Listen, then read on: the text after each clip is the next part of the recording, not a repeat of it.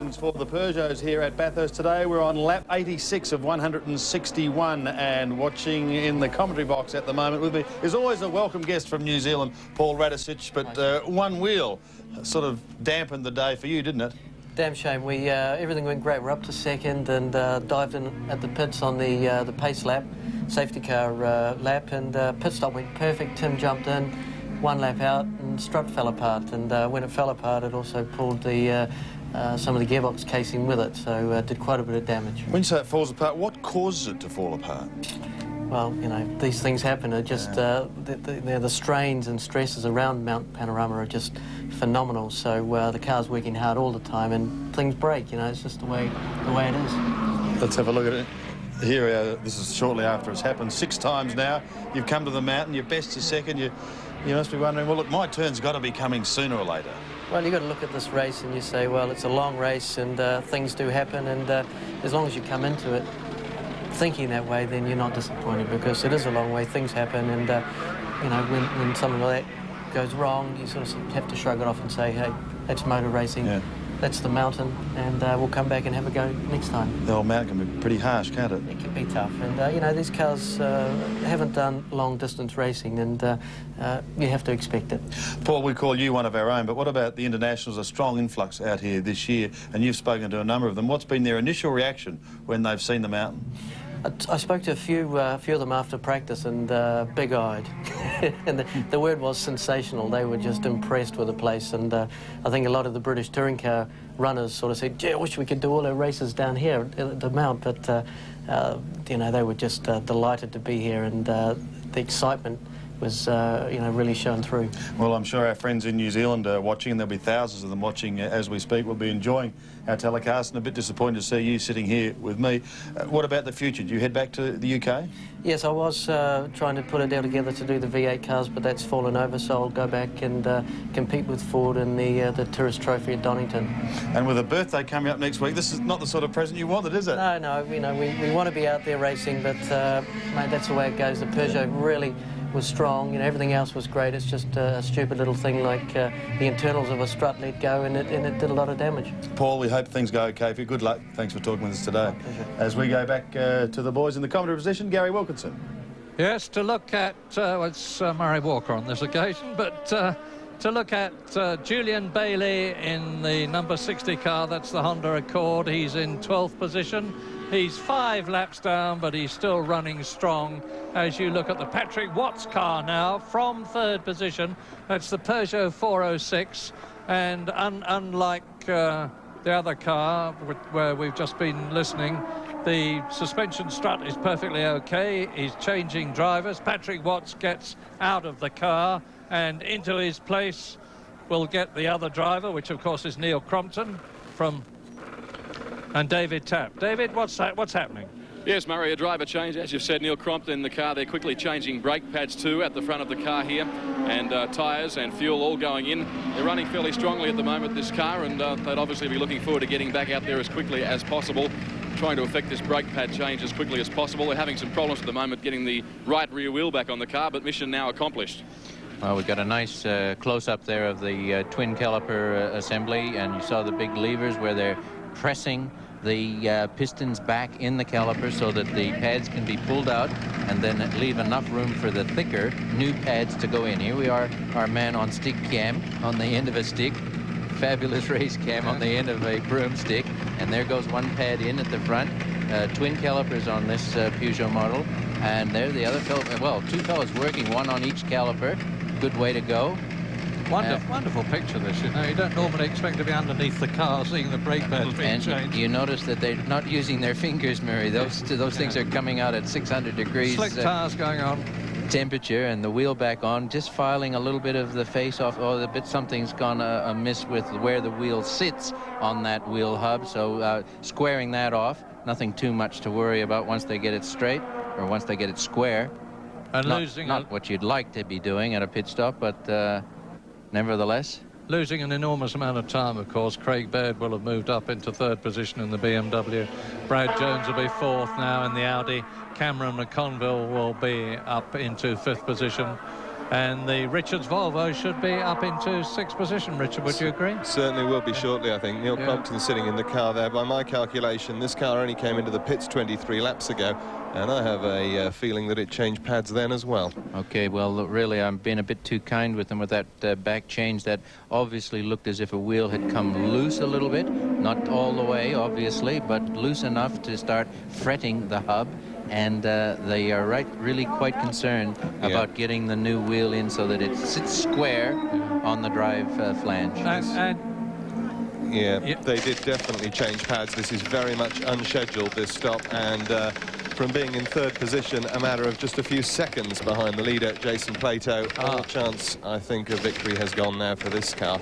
The old Birmingham screwdriver at work there. A fierce blow. Is that how the British Empire was attained, Matt? Apologies to Birmingham. I was born there. It's a very nice place.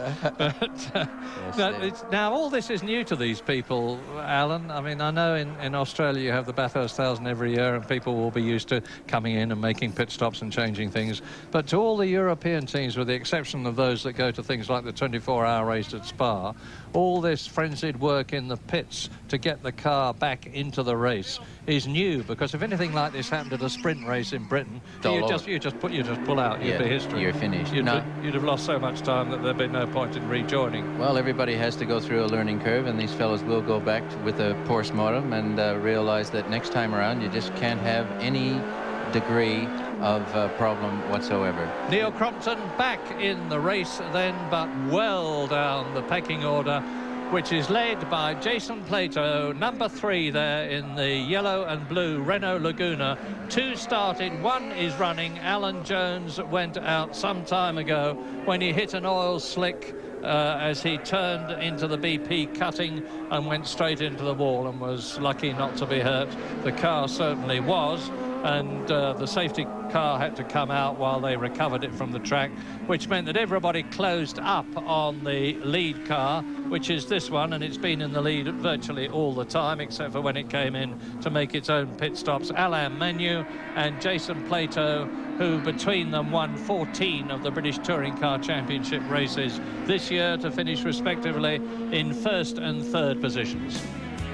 Let's take a look then at the top 10 after 90 laps. Menu continues to lead with Jason Plato at the wheel of that car at the moment. The Brabham BMW in 2nd position. Then Morrison Baird in 3rd, Jones and Beeler in 4th, and McConville and Omrule with the Audi Quattro in 5th. 6th position, Patrick Watson, Neil Crompton. That car slipping down the order all the time after that long stop. The Volvo 850 of Richards and Rydell in 7th. 8th, Warwick and Brock with the Vauxhall Vectra moving back up. 9th, the Volvo 850 of Nielsen and McLean, and Richards and Riley continuing in 10th. Set up, developed by AP in England. It was originally brought about in 1994. The system was originally designed for IndyCar use. The way it basically works is they're 4 piston calipers. There's 2 on either side of the disc, and they're actually water cooled. There's water that runs around the piston of the caliper to try and sort of get rid of some of the heat that's generated here. The pad technology that we've developed here, hopefully in the race here today, we're only going to have to maybe make 1 pad stop, if any at all. And the cost of this unit here, you're looking at around about $6,000. Talented young man, Warren Luff, sharing this car with Julian Bailey. Warren, young man, but has raced twice already at Nürburgring in 96, 97 in Peugeots. In fact, his partner this year was the British Works driver Patrick Watts. Finished 2nd in his class at the Nürburgring in 96, and he's raced quite a bit in Britain actually. Young Warren, his father Ian owns and runs the team, and it was a pretty good pairing to bring Julian Bailey out here to run with him. Yeah, well, there is Julian Bailey out in the Honda Accord. He's a journeyman driver, Julian Bailey. He got actually right the way up to Formula 1 driving for the Tyrrell team, but then he suffered from the problem that so many drivers suffer from, and that's lack of funds, and you need money even to get into Formula 1, or especially to get into Formula 1. And Julian is a chap who started off racing karts with enormous success in Spain, then moved up to Formula Ford and won the gigantically prestigious Formula Ford Championship at Brands Hatch. He's performed at Macau with great distinction in touring cars as well as single-seater cars. and he was actually 6th at the San Marino Grand Prix, I remember, one year, driving not for Tyrrell but for Lotus. Exactly right, Murray. Yes, I knew you'd remember that. Also won races in the European Formula 3000 series too. Well, they won another race because just 10 days ago this car was placed in the hands of David Brevard in Melbourne to get it prepared for this race, and with FIA insurance support, running the number 60, drive safely, stay under the speed limit concept. The whole car was revamped and prepared in just on 10 days, a credit to the team. And engineer Dave Cook, well known to you, Murray Walker, travelled with Julian Bailey from Britain to help with assist with the preparation of that car. Now let's get back with the Audis. They are racing in tandem but getting very, very close together. Brad Jones and Cameron McConville. Yeah, not a lot in it, all that much at this stage of the race between them and the leaders, but we're looking back from Australian Super Touring champion Brad Jones's car to the twin Cameron McConville's car, and as they come down Conrod Straight towards Caltex Chase, you'll see them sweep right in a moment. They're doing about 250 Ks as they approach the Caltex Chase. There's the start of it, and now the brakes go on hard. The driver goes into his seatbelts, swings left, and now right again, coming up to Murray's corner. Second gear is what they take Murray's in at about 100 Ks on the apex, which they're approaching now, turning through to complete another lap and to go into their 94th lap out of 161. Now that's the same lap as the leader, Jason Plato. The gap between Plato, who is leading the race, and the Audi that you are looking at now, and I'm doing some quick mental arithmetic while I talk to you, is just under 60 seconds. And McConville is going past his teammate Brad Jones. We see it happen before our very eyes. So one Audi moves from 5th to 4th, the other Audi, quite understandably, moves from 4th to 5th. And we're in Brad Jones's car looking forwards now on the climb up towards Repco Bend, and now up to the mountain that you know so well, Alan. Yes, here we go, just missing the rock face on the approach to BP cutting. Tight on the left-hand drive cars. It's easier for the drivers to get line of sight through that corner. Up this little shelf to Reed Park. Just missed the curb on the right, let it float over here, just touched the curb on the left. That curb wasn't there for many years, and cars would go right up against the wall. That was a pretty nifty trick. And here again, just a dab of the brakes on the approach to Skyline. Brad is letting McConville away a bit here, not taking any chances. It's very nice to see a two-car team running in tandem. Credit to the preparation of the team. Brad's brother in charge of all technical aspects of the car, and he's certainly done that well for these two boys. He sure has, but why has he let McConville go past him like that? Well, I don't know that he let him by. It could be slightly lighter fuel load, and I thought really McConville was doing a nice, good teammate-like job sitting in second place, and just as I was thinking that, he passed Brad, but no, that's it. And here we have David Brabham in. Second, and Paddy's there. What's the news? Murray, regulation change, as you'll see again, no problems with the seat because they fit in perfectly, the brothers. Now they're going to check the brakes. This car has not had brakes as yet, and it doesn't look like they've got any problems with them at this stage either, so that's very good news for the BMWs. Okay. Fuel in, 4 tyres, and a pretty regulation stop, and a very quick stop by the Beamers. And David's going to have a look at the Volvo. Just checking the dipstick for the oil there, the dry sump tank. Absolutely mandatory to keep the right level of oil in these things. David taps on the spot. Yeah, Wilco, thank you. Cameron McLean now into the car. Jan Nielsen out for a well-deserved spell. Fairly hot out here at Mount Panorama, and this particular car running strongly in the event at the moment, lies 9th on the racetrack. This Volvo, an interesting car, 5-cylinder engine, 1999 cc's. The engine actually developed by Tom Walkinshaw Racing in the UK, a name synonymous with touring car racing right across the world. And they were always confident this Volvo would get home. Bulletproof was the way Jim Richards described it to me, and so far it's proved to be that way. Somebody's up the escape road. There's a car that isn't bulletproof, and it looks to me like the Bates Adderton Toyota Camry. Indeed it is. Go back, you are going the wrong way. Yes, he's up the escape road at Hell Corner. Yeah. It's not going anywhere again. Am I right for Melbourne? No, you are not. You're not making the right turn there, driver. Go back. No, I mustn't laugh. It's a very serious matter for them. Another nice stop for car 83, the Brabham team in the BMW Australia car. Quite an efficient stop. Yes, they rejoined the race in 5th place, Alan. Here's the leader, and it's Jason Plato, and he's completing his 95th lap. So there are 66 laps still to go. A long, long way. I mean, I would normally be saying 18 seconds, that's a wonderful lead, it's a good cushion, he's got the race in his pocket, all he's got to do is keep going. Well, it is a good cushion, and all he has to do is keep going, but 65 laps is a long way to keep going. It's 65 times 6 to be precise, quite a few kilometres. So the great race continues, and Plato at the wheel of the lead car, the Laguna, in first position. Second place, the Brabham and Brabham car, which you've just seen come in for a stop. Then the Morris Baird BMW in third. Quattro's in fourth and fifth, with McConville at the wheel of one, Jones at the wheel of the other. Richards and Rydell in the Prime Volvo in 6th position. Watson Crompton holding down 7th in the Peugeot 406. Warwick and Brock, the Vauxhall Vectra car 05 in 8th. Nilsson McLean, the second Volvo in 9th, and in 10th, Richards and Riley in the BMW.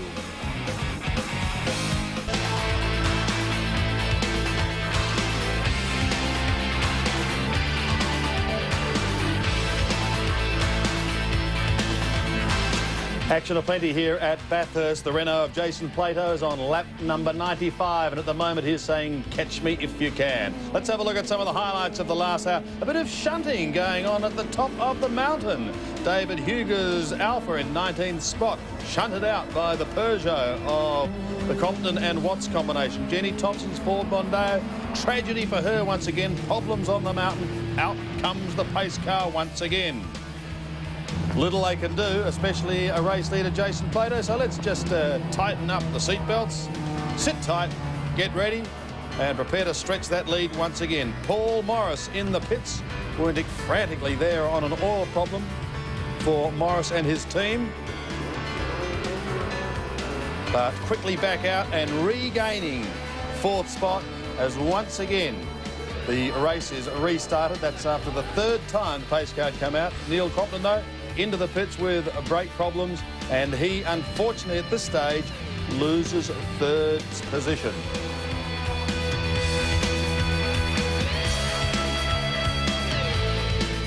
So as the great race continues here at Bathurst, so does the Channel 7 and Triple M Dash for Cash. Our next $5,000 winner is Penny Abry from Western Australia. Well done, Penny, who called with the correct answer. Elaine Menu from the Williams team. He didn't pit until 12:32 p.m. Now another $5,000 up for grabs if you know the answer to this hour's question. Why did the safety car come out on lap 78? Call us now on 1902 550 666. That's the number to enter the draw, and stay watching the AMP Bathurst 1000 on 7 for more chances to win with the Channel 7 and Triple M Dash for Cash as we go back to the great race. And in the race, the leader, car 3 on screen, Jason Plato at the wheel, the Williams Renault with a lead of 48 seconds at the present time. That is a very commanding lead indeed, but still a long way to go. Yeah, but it is a commanding lead because the fuel and tyre stops are slightly out of synchronisation with the cars now, because this car, the leader, Jason Plato, will be coming in very soon, and I reckon his pit stop will take him something of the order of 40 seconds, so that's a misleading situation at the present moment. Well, the word we've had from the pits is that he may require brake pads, in which case that stop could take a little bit longer. And the car behind him that is 48 seconds back, Craig Baird, remember that car came in under the pace car, so he's 16 laps out of sync with the pit stops at the moment. He stopped about 16 laps early. Yeah, very significant indeed, and the BMW is extremely kind on its brakes. We know that. You see that. I don't know whether it's an optical illusion, that bonnet flapping on the Renault. It's been doing it all the way through the meeting, and I don't mean just today. I mean yesterday and the day before as well. So it seems to be perfectly all right. but I'm very mindful of the fact that the Ford Mondeo of Jenny Thompson had the bonnet blow up as she was leaving the pits earlier on in the race, covered the windscreen, of course, and that caused the safety car to come out while the car was recovered, and they put the safety pins back in again when it got into the pit lane again. This is car 16 on screen, BMW 320, the entry of Paul Nelson, Bob Holden, Justin Matthews, and they've been doing a pretty good job to keep circulating through the day. They had a couple of problems. They had some difficulties in qualifying early in the week. As I said before, they had an incident in which they put the car in the wall at the top of the mountain, lost a day and a half getting it back together, then had a technical problem that gave them only limited laps in the car in qualifying, but they're out there circulating. Bob Holden, 64 years of age, what a veteran, winner of the race with Renault Altonen in a Mini Cooper in 1966.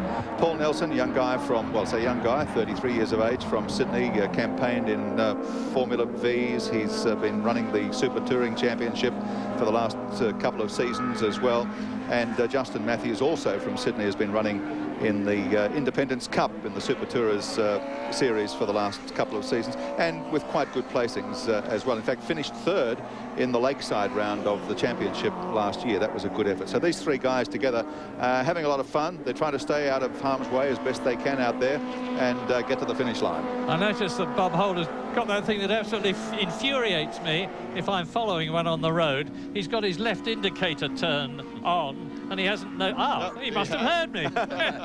off he goes. Your power is omnipotent.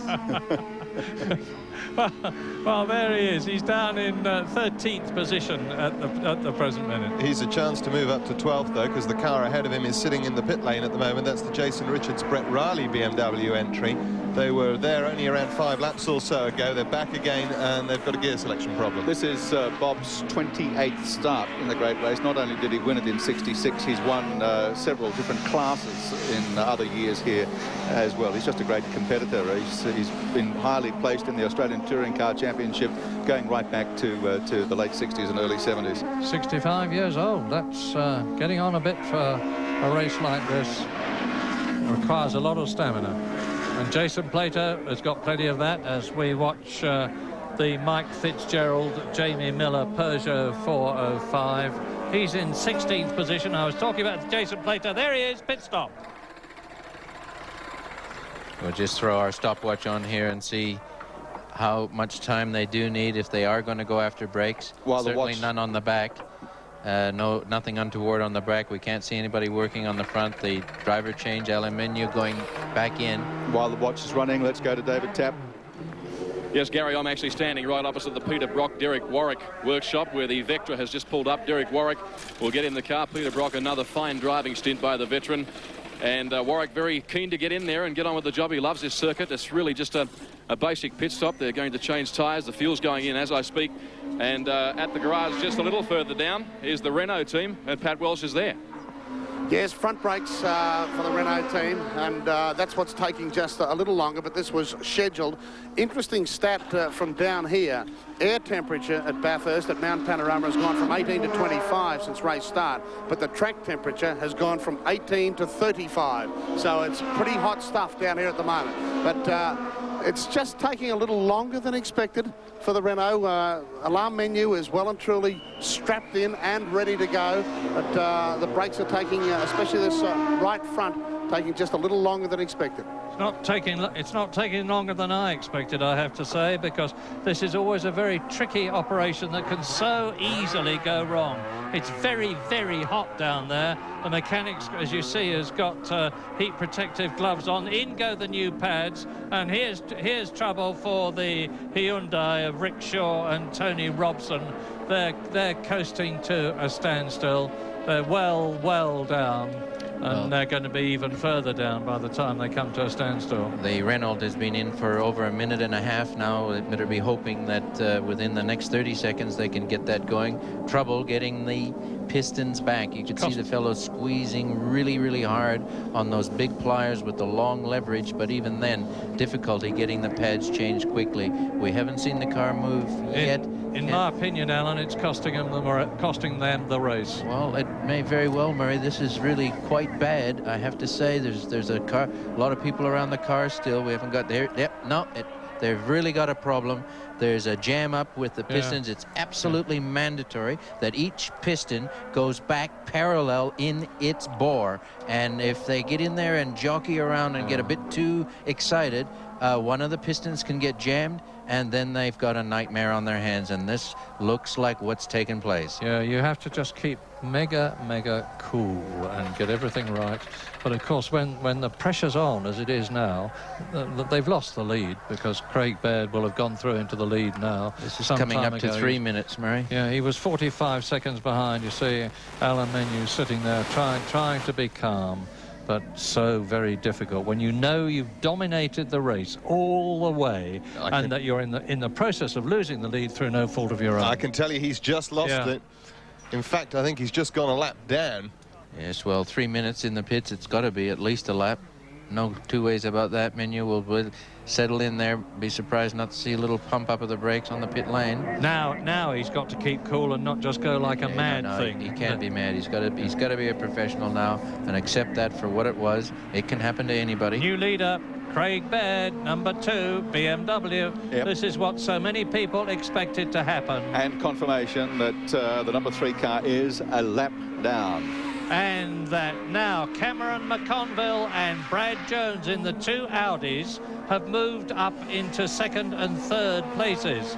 Alan Manu down to 5th position at the present moment, because Jeff Brabham has moved up into 4th place. BMW leads, Audi 2nd, Audi 3rd, BMW 4th. Renault Laguna, that was first for so very long, is down in 5th position ahead of Jim Richards' Volvo, and 100 laps have been run by the lead cars. 61 to go, as coasting into the pit lane comes Rick Shaw and Tony Robson's Hyundai Elantra yet again. They started very late from the pit lane.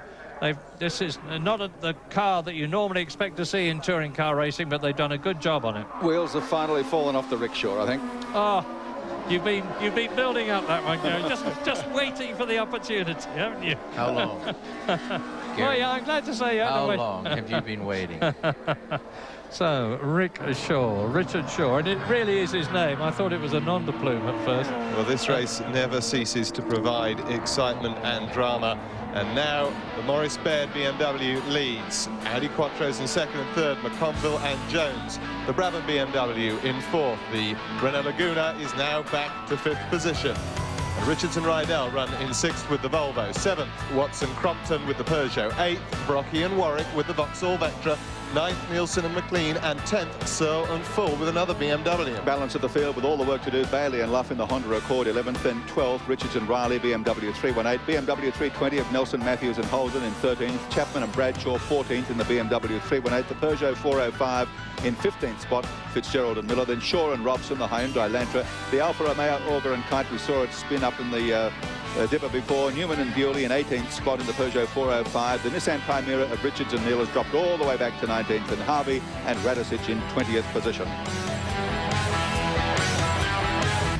You're watching the AMP Bathurst 1000 here on 7.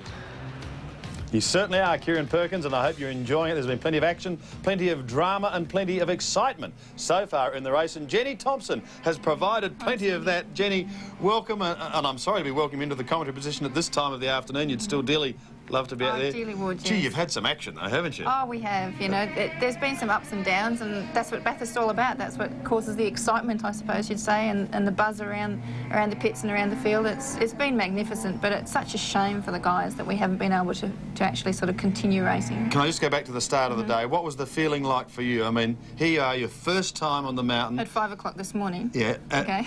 Peter Brock, his last race. There's a lot of sentiment around that, and going for number 10. How did you feel? Well, in fact, I tried not to think about it that way. I tried to actually focus on the race the way I normally focus on a race. It just so happened that I was up at 5 a.m. because I just couldn't sleep, probably with the whole excitement and the aura of the AMP Bathurst 1000. I mean, there's nothing that comes close to that. Preparing for it this morning, just a matter of keeping things focused and knowing what jobs we all had to do, all the 3 drivers and the crew had to do. So we went through that fairly early this morning and just sort of put things together from there. And then things started to come apart a bit, didn't they? Firstly, the tyre. That was unbelievable, but yes. And the bonnet. And the bonnet, Which yes. was, I mean, human error can occur, and that was just very, very unfortunate. But from a driver's point of view, you must have got the shock of your life. I think the shock actually happened when the tyre blew first, and by that stage my heart rate was already pretty high, so with the bonnet coming up, that was just sort of pretty minor by comparison. But my first thought was, okay, right, how do I fix it? To fix it, I've got to get out of the car by myself with all these leads and all these bits and pieces hanging off me.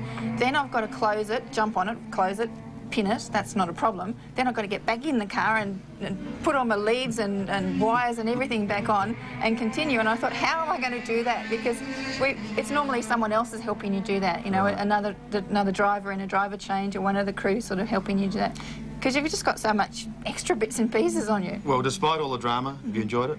Oh, it's magnificent. This is what Bathurst is all about, the unpredictability of it, and I think that's what makes it so exciting as well, not just for a driver but for the spectators and the viewers. It's unbelievable to describe. Just in closing, you weren't out there for a long time, but does it take a lot out of you, and do you have a physical fitness program? I don't change my physical fitness program. Well, I haven't changed it for this year. I am possibly called a gym junkie anyway. I spend a lot of time in the gym doing free weights and cardio, but it does take a lot out of you. Even if it's only a 20-lap race or you're out there for an hour and a half or whatever, it does take an awful lot out of you. Jen, but it's the excitement that keeps you going. Yeah, and I'm sure you'll be back next year. Thanks for being with us this year. Thanks very much, Sandy. And all the best. Yeah, and I'd just like to sort of say the guys have put in a tremendous effort this weekend to get both the 88 and the 89 car together. We've had a few monkeys on our backs that we've tried to shake, and it was just such a shame that we couldn't shake them today. Don't worry, you'll be back next year. Jenny Thompson joining us on the great race. Let's go back to the action now. Thanks, Sandy. Thanks, Jenny. BMW continues to lead the race. Car 2, Craig Baird at the wheel there. We're looking at car... Oh, there's one of the BMWs sliding through as we speak, but this is the car we're looking at the moment, car 21, the Peugeot 405. It's in 15th position on the track at the moment. Mike Fitzgerald and Jamie Miller. This is the car, Murray, that Patrick Watts campaigned in the British Touring Car Championship in 1995. Yes, with enormous distinction. He came up to me the other day and he said, you're always accusing me of going off the track. And I said, well, you are always going off the track. And he went off a lot in this one when it had a very different colour scheme. But Patrick has driven with great distinction since then. And at the present moment, of course, car number 26, which is the Peugeot that he's sharing with Neil Crompton, is this year's car, of course, is in 7th position in the great race. And this one is being caught and passed by the Warwick Brock Vauxhall Vectra, which is in 8th position. What an awful pity it was, Alan, when they were held up by the photographers in the pit lane and lost that lap. They nearly got it back behind the safety car, came out just one time too late, and it looks as though Brocky is not going to have the best of Bathurst thousands for his last one. I really do feel for a situation like that where it's not their own doing. And really quite unusual for the organization here at Mount Panorama from the ARDC to had that situation develop. But we saw he lost 3 minutes. We saw the number 3 Renault lose 3 minutes through their own doing, not getting the brakes back in properly. And here we have a situation where this car could have been much higher up the field. Probably, I would venture to say, running at least 3rd at this stage of the game had they not lost the 3 minutes in the pits. Yeah, well, out of the men who might have been expected to do well in this race, John Cleland in the twin Vauxhall Vectra to the one you're looking at now, retired a long time ago when he came in with a power steering failure. Alan Jones put the Renault Laguna into the wall through no fault of his own when he hit somebody else's oil. Tim Harvey had the Peugeot 406 left front wheel upright collapse on him. Stephen Richards, who was going extremely well in the Nissan Primera, also had a braking problem, and he is out of the race. And there's about 17 people left now. If this race is the Melbourne Cup of car racing, then I guess Peter Brock must be the Bart Cummings of car racing, because they are the winningest people, David Tapp. Gary Wilkinson, Peter Brock. Gary has just referred to you as the Bart Cummings of car racing. So I'd better get 10, hadn't I? Quite right. You enjoying your day so far? The car's running strongly. A real pity about this morning in the pits. That's cost you dearly. It did cost us dearly. It meant we lost a lap, and that's very hard to get back. So, yeah, one of those things. I mean, you've got to accept that motorsport's always going to deal us these blows. But the Vectra, now, that car and I have got a bit of a love affair going. I tell you, it's every time I hop in and running beautifully. It's not the full spec they'll have, I guarantee you, this time next year. But it's very, very close to being on the money, and delightful to arrive. We'll catch up with you later, Brocky. There's plenty of pit action coming up. Okay. Well, we've got trouble with the BMW. They definitely bared in for oil, and we saw them do that once before. This engine seems to be chewing oil for some reason or other, or they're losing it through a leaking line somewhere, but an unscheduled stop for Baird on that occasion. Paddy Welsh, any information on that? Just a problem with oil pressure, Gary. No driver change, so it has been a reasonably long stint for Craig Baird as well. He's been out there for 30-odd laps, but a problem with oil pressure. But nevertheless, it was still quite a quick stop. Tyres and fuel obviously went on and in while they were about it. Right, well, we've been watching that, and it's my view that Cameron McConville has taken the lead on lap 106 in the Audi Quattro, with Brad Jones bearing down on Craig Baird that you're looking at now. And I wonder if that BMW is indeed going to last the race. It's the second time it's been in with that oil problem. That's ominous, Murray, and you don't like to see the bonnet going up. In fact, it's almost impossible to win a race when bonnets start going up at the pit stops. Millions of people watching our telecast around the world today, and many, many more, in fact, covering the AMP Bathurst 1000 on the internet, www.7.com.au, and you can hook into what's happening in the great race and all the background information on the cars, the drivers, stories, statistics, everything that you want to know. You can see it on the internet, the Bathurst 1000. Talking about the race, what about our current question in our Dash for Cash? Channel 7 Triple M invite you to answer the question: why did the safety car come out on lap 78, ring 1902 550 666? You could win $5 grand, but stay watching. Next hour is the bonus hour for $10,000. Lap 107, and you look at a new race leader, and it is the Audi Quattro of Cameron McConville and the Belgian driver Jean-Francois Ormeroul. And what Brad Jones said has come to pass. The Audi team have just slogged away and keeping their strategy right, matching their lap times lap by lap, knowing that they've got a strong and reliable car. Because the number 2 BMW has been into the pits for the second time. The car of Paul Morris and Craig Baird, and Alan Menu, who led the race for so long, is down in 5th position. And on lap 107 in this 161 lap race with a long time to go, and Steve Richards back in the race, I see, in the Nissan Primera, as he's passed by new race leader Cameron McConville. But the order is McConville leading his teammate Brad Jones by less than 3 seconds. Jeff Brabham in the BMW is in 3rd position ahead of his teammate Craig Baird. Alan Menu is a long way back in the Renault Laguna in 5th position after that long brake pad stop. And Jim Richards in the Volvo is in 6th position. So the Audis have played the patient game. They are running 1-2, but there are still 54 laps in the race to run. So can they continue, Alan Moffat, to hold this position through another 2 hours and 10 minutes of racing? Well, they're going to have to work hard at it. Menu is definitely making sure that he regains some of that lost ground, doing 2:17s. McConville's doing a 2:20. Brad Jones is doing a 2:21. Jeff Brabham is doing a 2:21. So a little bit of conservative driving there by the top 3. But Alan Menu is saying, well, I've got nothing to lose but getting this Renault around this track in a hurry. What Menu has done, of course, is he's got himself back onto the lead lap, albeit only just. He is just about the length of the front straight now ahead of the leader, so he's back on the lead lap. Should we have another safety car situation, the Renault be right back up there. Jolly good point, Richard. And and that lap of his is 3 seconds faster than last year's lap record of Jim Richards in the Volvo.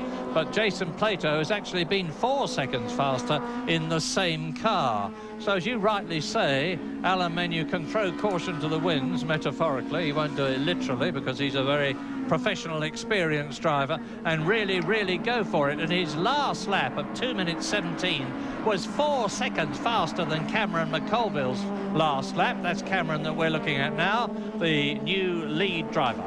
106 laps completed in the great race. McConville leads from Jones with the 2 Audi Quattros. Brabham's BMW in 3rd position.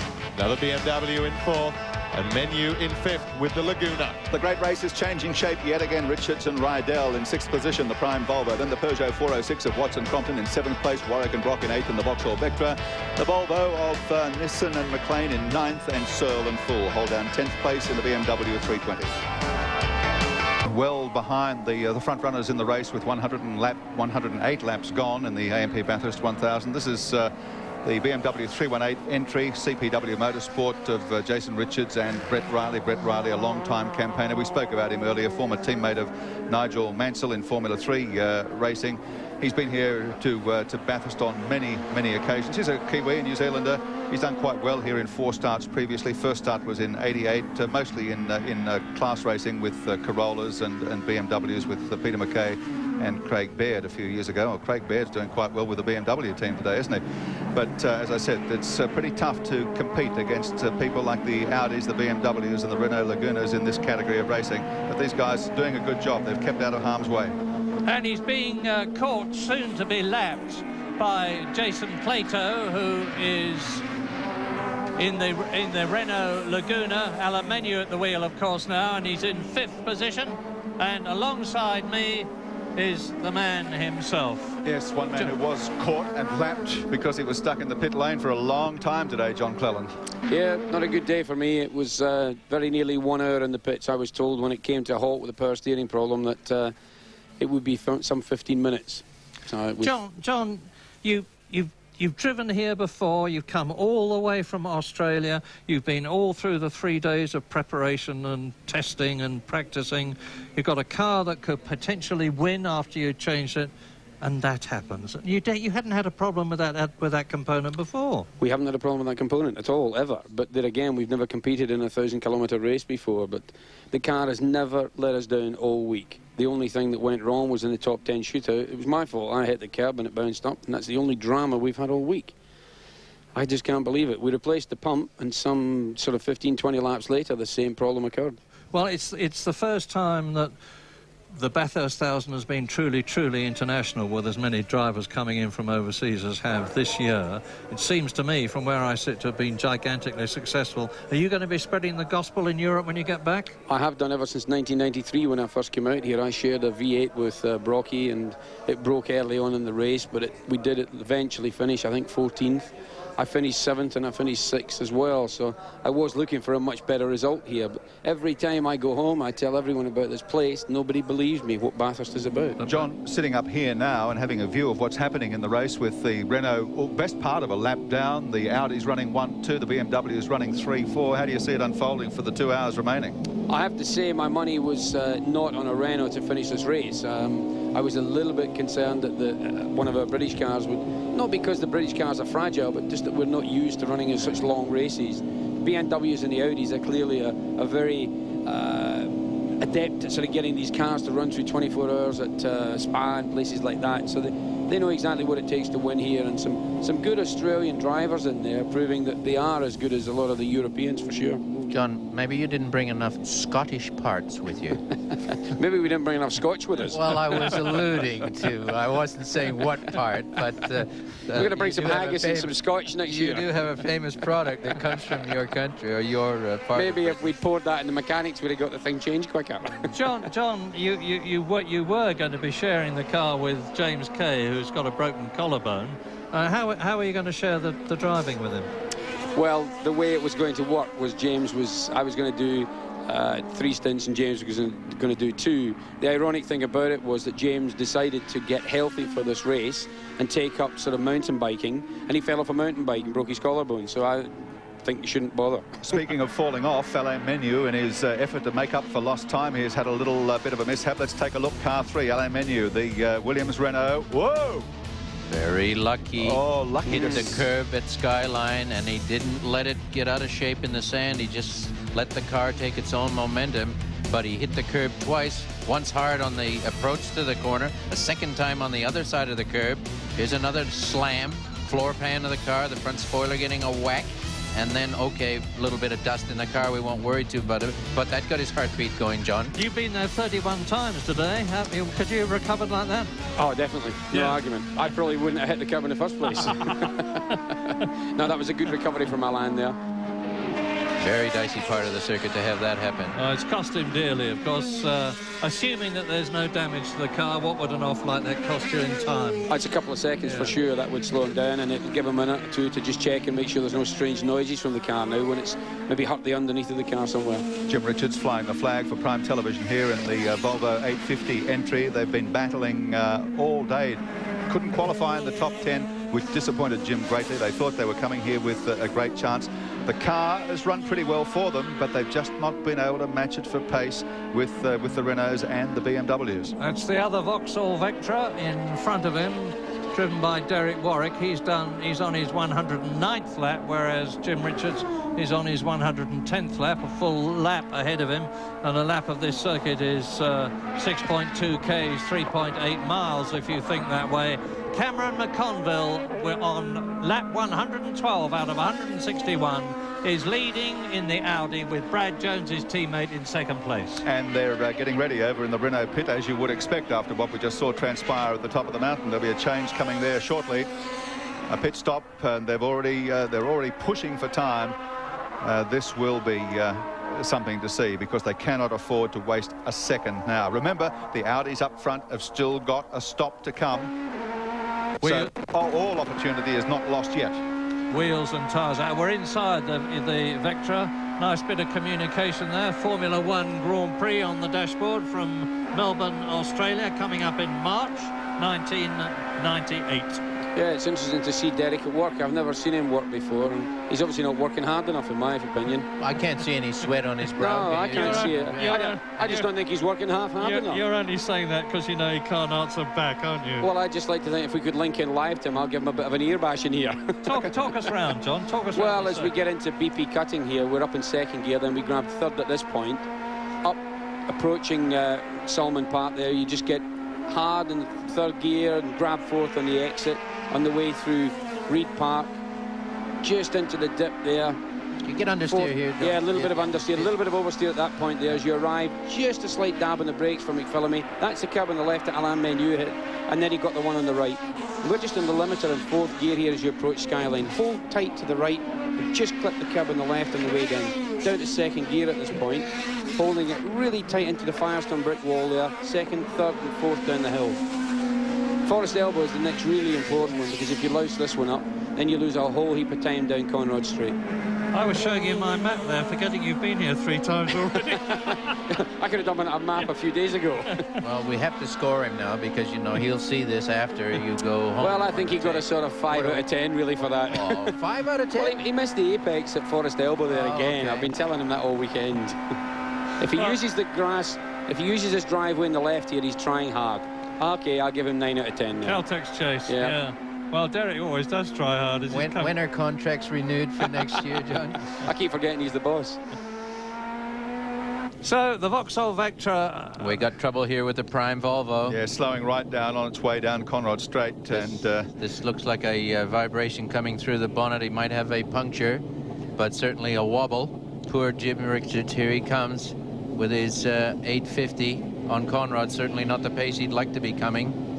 Bad news for Jim Richards, good news for Neil Crompton and Derek Warwick, who are behind him in 7th and 8th places on the same lap. Well, so the tires seem to be okay, Murray, so I hope this isn't a drivetrain problem. Well, this is the 1996 car, the 850. Oh, we can hear some thumping. That's certainly not a puncture doing that. John, would you like to guess? I don't know, it could be a puncture on the other side of the car. Certainly the wheels and tyres on this side looked okay. Yeah. But the steering wheel is not tugging at him. So maybe it's a rear tyre that's going or something. Or a drive shaft. I feel it must be terribly difficult to discipline yourself to go carefully and smoothly in circumstances like this. Yeah. When you know you're... Flat tyre on the right, the right front there. Yeah, that's not so bad. So he's obviously taking it really easy, because if that tyre now starts to shred itself, it's going to destroy drive shafts and wings and everything. Just maintaining a bit of play between the tyre and the rim, you can see. Yeah. Incredibly low profile tyres these days. They look like bandages around the rims. That's the car, of course, where the trim came off the back earlier on. Fortunately, it came off and we had a couple of people walk in with it. And he's just keeping the splitter off the ground. If that's broken, it's very bad news indeed. Well, he's nursed it back safely. It's good driving on Jim's part. But time going down the drain after they'd worked so hard to get it up into 6th spot, this is going to hurt them again. Lap 113, and the two Audis are still in the lead with just 5 seconds separating them. They are 18 seconds ahead of Jeff Brabham's BMW, with Craig Baird's BMW in 4th position. Alain Menu is by far the fastest man on the track, but he's got an enormous gap to make up. David Tapp, what's the news? Murray, the talented Swedish driver, Rickard Rydell, now being strapped into the car. Wheels come off, new Michelin tyres on the Volvo 850. They're also topping up the oil, fuel going in at the same time. I'm not aware of there being anything seriously wrong with the car at the moment. They're certainly not acting that way. Cleaning the windscreen, all the normal things that you'd expect in a regulation changeover. Yeah, well, they've taken care of the problem, of course, because they automatically change the tyres and wheels when the car comes in. So the Duff one on the front right has been replaced with a new wheel and a pumped-up tyre. And Rickard Rydell will be going out, the man who has so narrowly missed the British Touring Car Championship, who's had an enormous number of pole positions, couple of victories this year. Car 20 there is the BMW 318 of Dennis Chapman and Brian Bradshaw, exiting the